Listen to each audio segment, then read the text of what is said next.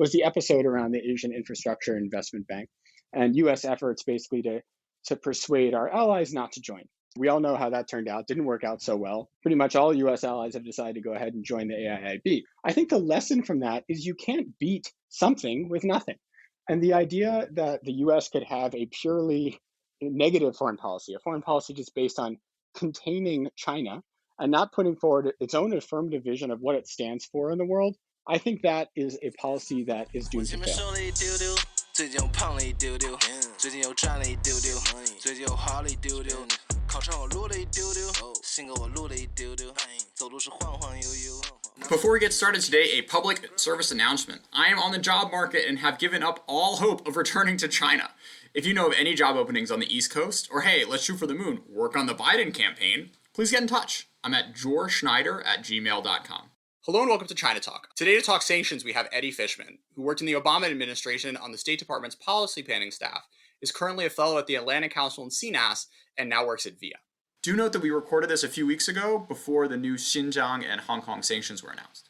So Eddie, recently you wrote a piece for this podcast's new home network, Lawfare, about the past and future of sanctions. You start with this fascinating analogy about how many see financial sanctions today the way folks in the 20th century thought of air power. Mind expanding on that idea? Sure. So thanks, Jordan, again for having me on. And I think this is a really important topic because sanctions have really become the main tool of coercion that the United States uses in its foreign policy, and yet it's really not studied all that much. So if you go back about 100 years after World War I, a big preoccupation amongst military theorists was how can we fight a war in a way that achieves our policy objective without engaging in this type of mass casualty war of attrition, the trench warfare that sort of characterized World War I. And one of these theorists, Giulio Due, who's an Italian, basically came up with this concept of command of the air, which was you could use air power not just to support military operations on the ground, but actually to launch strikes against the infrastructure and sort of industrial plant of the enemy to achieve really a fast and decisive victory without engaging in a long, protracted mass casualty war. This analogy, perfect, really does apply to how a lot of policymakers think of sanctions today. Sanctions are used to achieve some pretty large objectives. If you look at some of the objectives the Trump administration is pursuing, they go all the way up to regime change. And I think a big part of the appeal of sanctions is that they all those types of risks that were accorded to air power about 100 years ago. We're now seeing some of that creep into the world of economic warfare. To be clear, it wasn't just Italian theorists. This belief went right to the height of the Reichswehr, as well as in the US. The FDR, I remember when creating the UN, wanted a sort of international air force combined with a navy that would just start bombing countries whenever they didn't do what the Security Council said. So this was certainly not a fringe thing to think that air power was a real panacea. There's a China angle here too. Clearly Chenault, who ran the Flying Tigers out of Northwest China, really thought that the key to Chiang Kai-shek winning the war against the Japanese was air power, which of course did not end up, was certainly helpful, but was not the decisive factor in him fighting the Japanese. So anyways, coming back to sanctions, you talked a little bit about why they are the contemporary to-go for solving all sorts of international security challenges that the U.S. faces. Mind expanding on how we got to this point where sanctions were really the first and sometimes the only card that the U.S. plays in confronting some major challenges like Iran and North Korea and such. Sure. Yeah, I think the conventional wisdom on this is that sanctions are used because they're easy and they're sort of a way for political leaders to show that they're doing something to respond to a challenge without really putting U.S. skin in the game or really risking all too much. And I think that factor is accurate, but I think there's actually a broader reason. So if you look back sort of to the immediate aftermath of 9/11 in the United States, the goal for the United States, at least purportedly in terms of invading Iraq, was to stop an aggressive authoritarian regime from acquiring nuclear weapons, right? That was sort of the principle that led the Bush administration into that war, of course, proven a bad premise over time, unfortunately.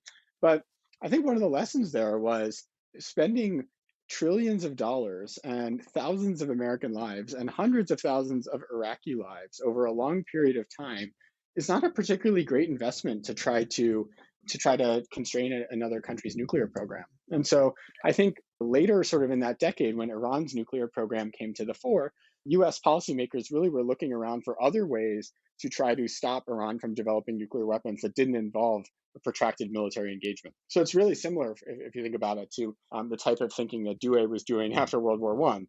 And I think what wound up happening is under the Bush administration, the leadership of people like Stuart Levy at the Treasury Department developed much stronger versions of economic and financial sanctions that they started applying onto Iran.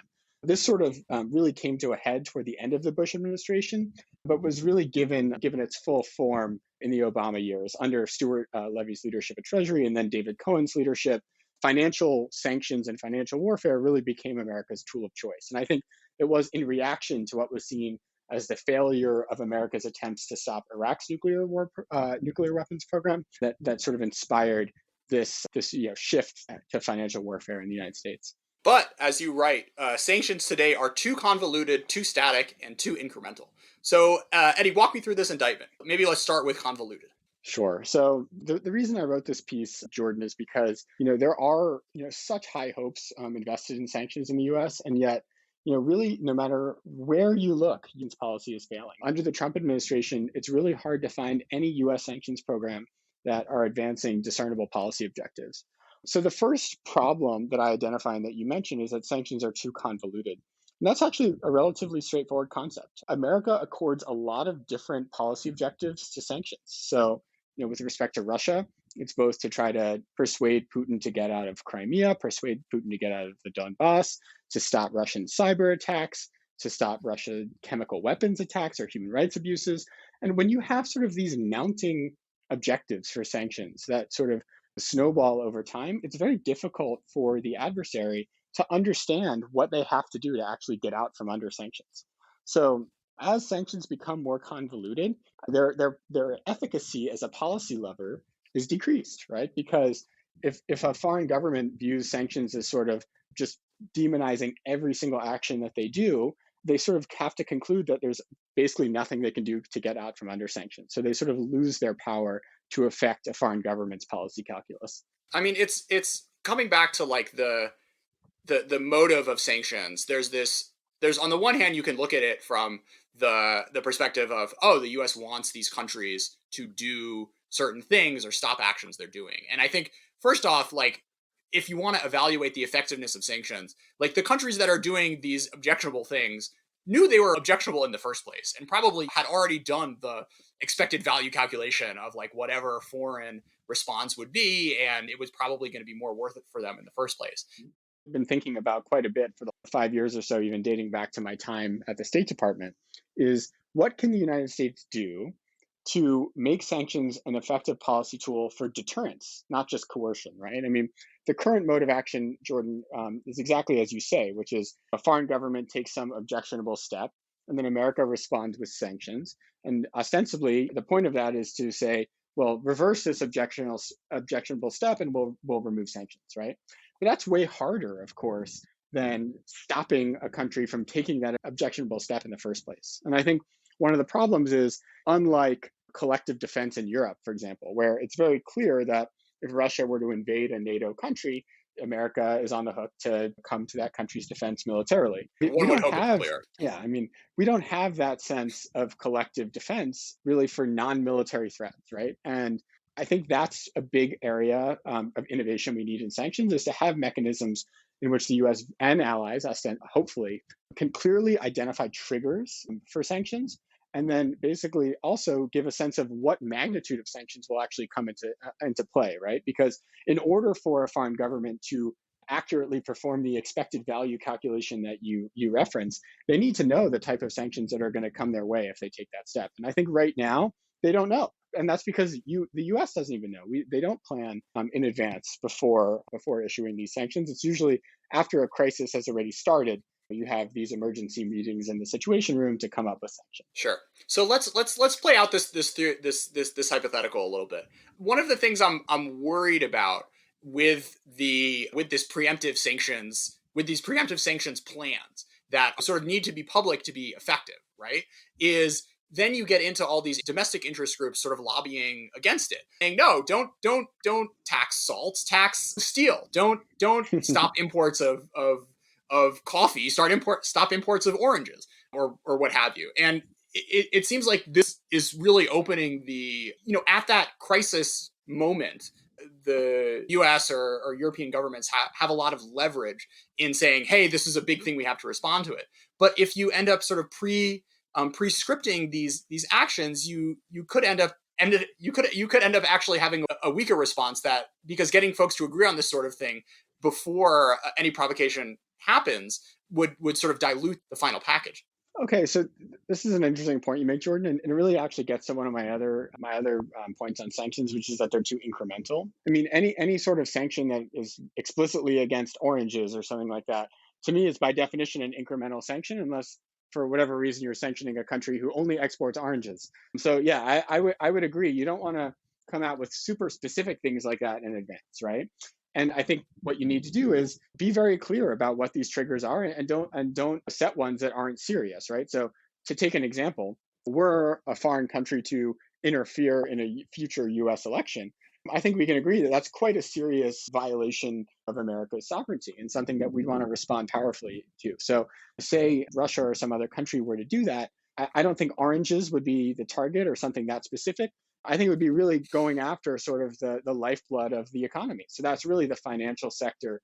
In Russia's case, the energy sector, and those things aren't ones that are really debatable.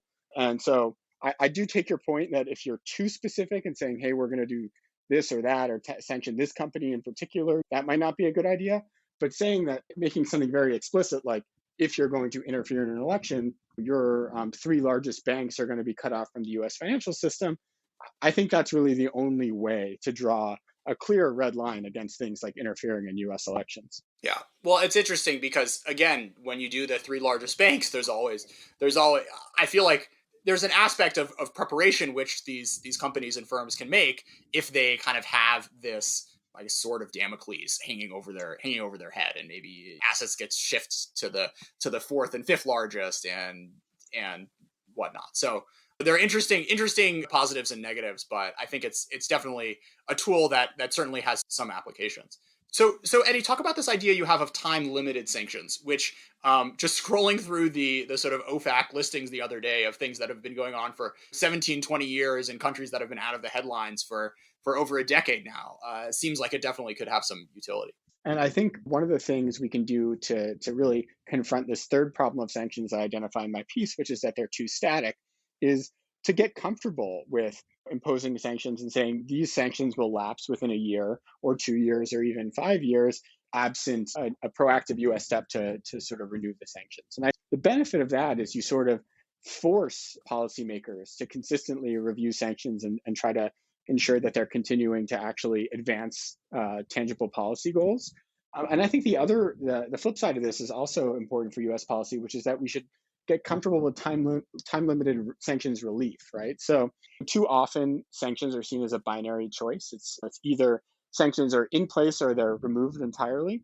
I think if we got comfortable with saying, okay, well, if North Korea or if Russia or if Iran does this interim step, we'll provide 6 months of sanctions relief. We actually did that in 2015 with respect to Belarus. And it's been, in my opinion, really the underlying factor that has led US-Belarusian relations to improve over the last 5 years. So I think getting more comfortable with time-limited sanctions and time-limited relief would add much needed dynamism to US sanctions policy. Yeah, because then you doing it both ways means you get out of the like Taliban trap of telling them, oh yeah, we're going to do a surge, but we're going to leave in 18 months, which again, if we're thinking about the expected value calculation of dictator X considering doing obnoxious thing Y, knowing that all they have to do is sit on their hands for 2 years might make the Western sanctions seem less painful. But if it becomes this more dynamic thing where you can really tune it to make sure that it really hurts for these countries and what may not be worth it, then you potentially end up with a more effective sanctions program. So the domestic politics of sanctions have always been fascinating to me because you end up getting these real clashes of congressional and executive power. On the one hand, for the most of this conversation, we've been talking about sanctions as this strictly foreign policy tool to help the US stop conflict around the world, or attack or stop nonproliferation, or fight terrorism, or what have you. But there's also a domestic policy aspect of a lot of these sanctions regimes where the president or Congress just sort of wants to be able to tell constituencies that they're doing something, as opposed to doing something so intense that it ends up changing what the country or leader did in the first place. So what do you think are the salient aspects of the domestic politics of sanctions, and how could they be reformulated or rethought through in a way that makes them ultimately more effective in achieving the foreign policy goals? Sure, yeah. So one of the complexities of US sanctions is that it's not just the executive branch, but it's also Congress that has the power to really get specific in terms of imposing sanctions. And I do think oftentimes congressional action on sanctions is driven more by domestic politics. In the Obama administration, Congress was very aggressive in imposing new Iran sanctions. And I think a lot of that was driven by domestic need to say, hey, we're doing a lot against Iran and we're not being soft on Iran. And I think in the Trump administration, on the flip side, you've seen Congress play a bigger role in Russia sanctions. Probably the most significant piece of legislation that Congress has passed outside of some of the COVID relief acts and the tax cut that Trump tax cut was the Countering America's Adversaries through Sanctions Act, which was passed in summer of 2017 over Trump's veto, approved majority.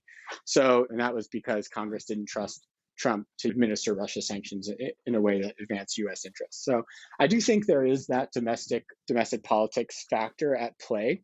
And I do think it also does affect the executive branch, a desire to be seen to do something. But as I mentioned before, I don't think that's really the only factor here. And I think policymakers really actually do believe that sanctions can change foreign governments' calculus. And I think the tragedy of sanctions today is that the way that they're implemented by the U.S. government really seldom achieves that goal. Eddie, you've laid out this vision of what sanctions could be, but now I have a challenge for you. And picking some sanctions, some points in history where you think the right mix and the right setup of sanctions would have made a real difference and potentially change history for the better. Okay, so first off, let's stop Pearl Harbor from happening.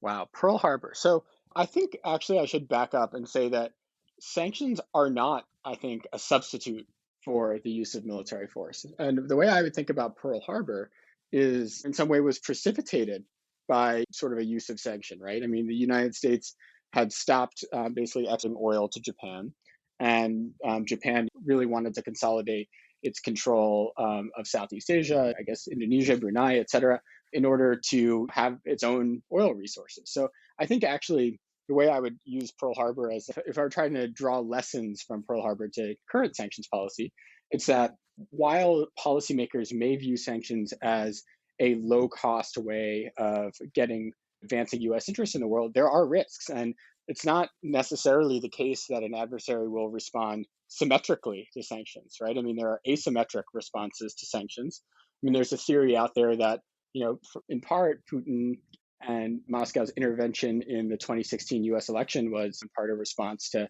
sanctions and some other tools that had been levied against Russia in the second Obama term.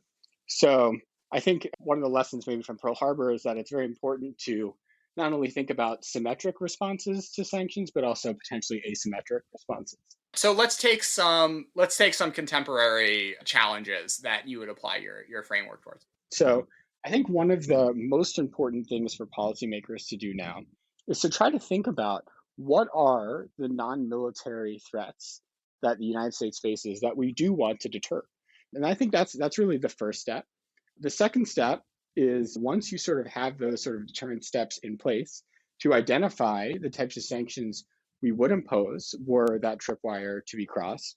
And then the third step is really to get ready, get the state apparatus in the United States ready to actually impose those types of sanctions. So, just to name, one example, I mean, it's probably, I'd say, one of the most serious derelictions of duty we've seen under the Trump administration is basically zero attempt to learn from the 2016 assault on U.S. democracy and figure out how to stop that from happening in the future. And that, by the way, doesn't just apply to Russia, but we've seen other countries, including China, interfere in the U.S. domestic politics in ways that could be seen as true interference in our democratic processes.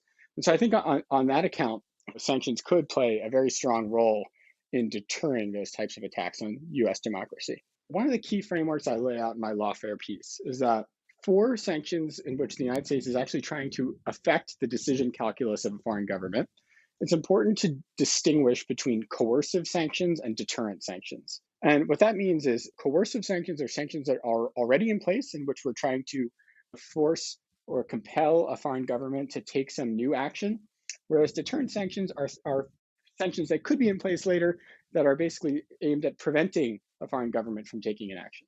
And the reason I think this dichotomy and this distinction is important is because for coercive sanctions, so for sanctions that are saying, that are really trying to, compel a foreign government to do something new, I think it's really hard for the US to stack multiple objectives on top of each other, right? I mean, one of the challenges I think that the Trump administration has seen right now is they I think genuinely believe that if they pulled out of the Joint Comprehensive Plan of Action, the Iran nuclear deal, and just layered sanctions on Iran, that they might be able to get everything they wanted out of Tehran, right? Maybe not only an end to the nuclear program, but also an end to Iran's support for proxies and terrorist groups, and potentially an end to Iran's human rights abuses. But I think that's a fantasy, because what basically winds up happening, and what we've seen with all of these quote unquote maximum pressure sanctions that the Trump administration has levied, is that when you layer those objectives on top of each other, the net result is regime change. You're basically saying to the Iranian government or the North Korean government that the only way out from sanctions is to call it quits. And the fact of the matter is that sanctions will never achieve that objective. It is completely irrational for the US government to expect a foreign government to commit political suicide to free itself from sanctions. So I think the lesson here is that for coercive sanctions, the US really needs to think hard about what its one or maybe two objectives are, and just leave it at that. That doesn't mean for deterrent sanctions, they can't have more objectives. If we want to try to deter 5 different things, that's totally fine. But once sanctions are imposed, they really should be targeted really at only 1 or 2 objectives.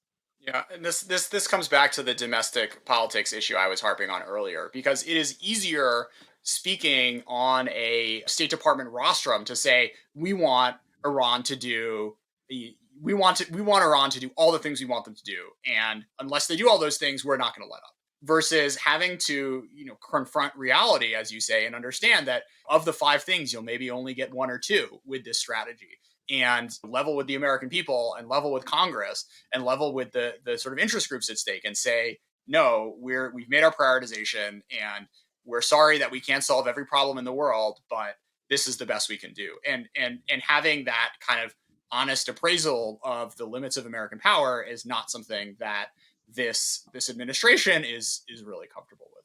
I think that's exactly right, Jordan. And it's not just the limits of American power in some sort of broad sense. It's just the limits of what sanctions can achieve, right? And it would be amazing if the US could issue some sanctions, right, that ultimately don't really affect the US economy. I think that's a really important thing to note here. The sanctions that are currently in place, be it even on countries like Russia or Venezuela that have historically had quite a bit of economic activity with the United States, they barely affect the US economy. It's really minuscule, the effect on the US economy.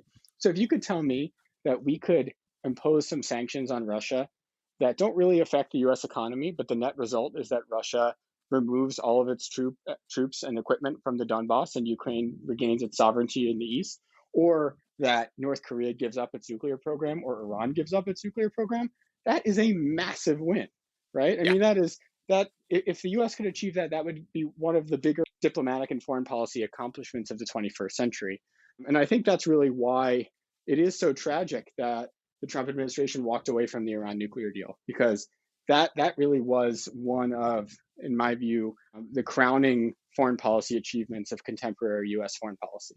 Well, yes, it is a shame. But anyways, here we are today. So another piece you wrote, which I found was pretty interesting, Eddie, was about the incipient New World Order that you wrote about in Politico, brought on by coronavirus and all the changes we've seen over the world over the past few months. One of the things I wanted to focus on and challenge you a little bit on is the argument you're saying that we're actually moving closer to a domestic consensus on a lot of international issues.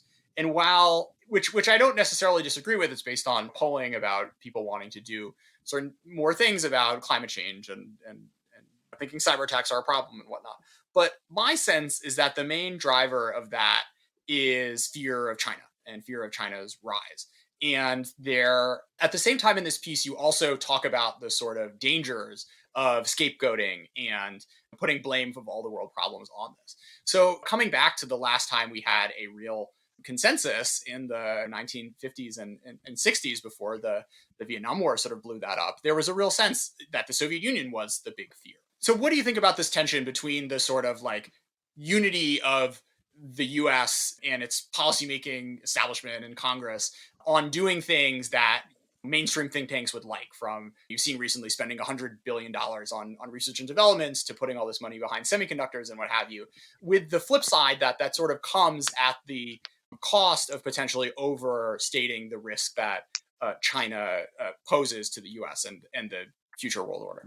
Yeah, no, it's a really, really good question. And this actually touches on something I'm quite concerned about that I didn't touch on in my Politico piece directly, but there is this thought that there is a growing bipartisan consensus among sort of Washington foreign policy thinkers and foreign policy advisors that we do need a more confrontational or competitive posture toward China. I'm not going to dispute that, but I do think it would be really a shame, and I think quite folly, for the United States to focus its entire foreign policy on China and to basically try to reprise containment and substitute the Chinese menace for the Soviet menace. I think that would be really bad for US foreign policy and I think doomed to fail.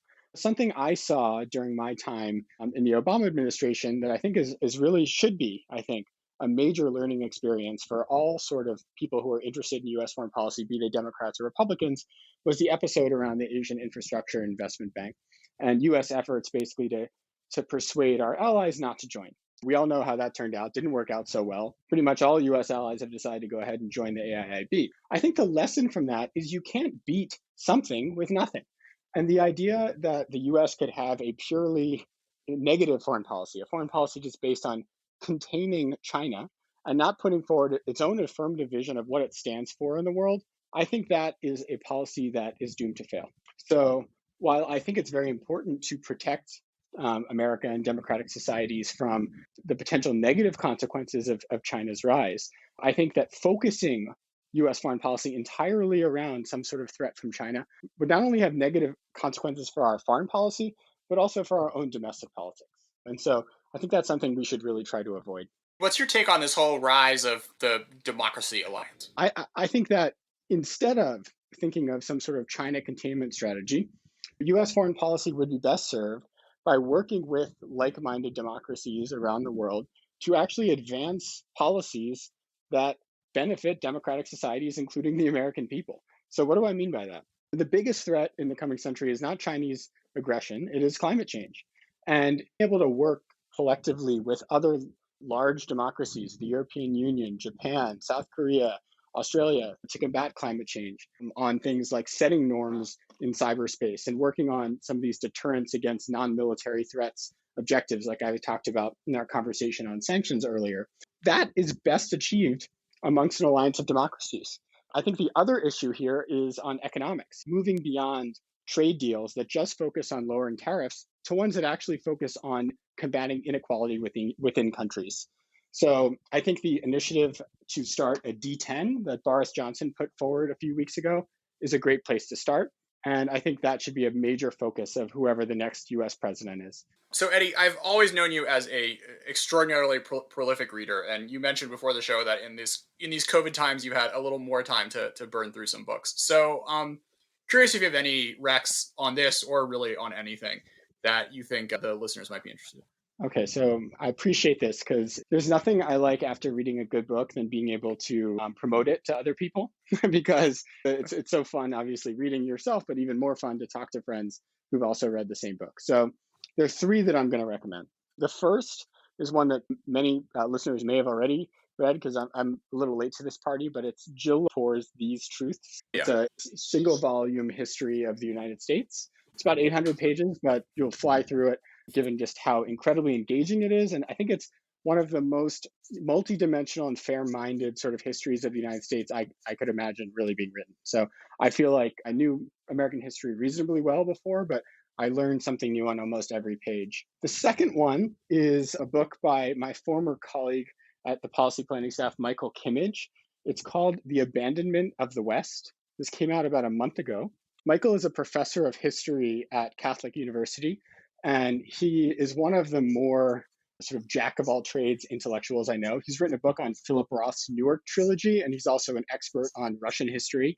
His book basically is about how both the right and the left in the United States rallied around this concept of the West in the sort of middle part of the 20th century, and then basically both fell out of love with it, leaving this massive void at the heart of US foreign policy. So I would highly recommend that.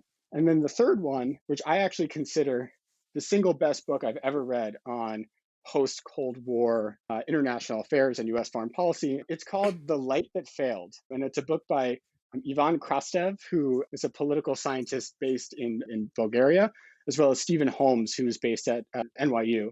And basically what it does is it tells the story of how liberal universalism as a US foreign policy after the Cold War basically failed and led to this anti-liberal reaction, or illiberal reaction, in which folks like Viktor Orban and Kaczynski rose to power in Hungary and Poland, Russia, and a bit on also, ironically, how illiberalism has come to the fore in the United States itself. Highly recommend that book to understand our world today. So I'm going to throw in one too. Embarrassingly, I don't think I read one book on the civil rights movement after graduating college, and in the past month or so have tried to rectify that. The one that has really sucked me in is Parting the Waters by Taylor Branch, which sort of brings a Robert Caro level of detail and scene painting, but also is very good at the talking about Black society in the South in the 40s and 50s and 60s, the interactions between the civil rights movement and the Department of Justice and the Kennedy administration.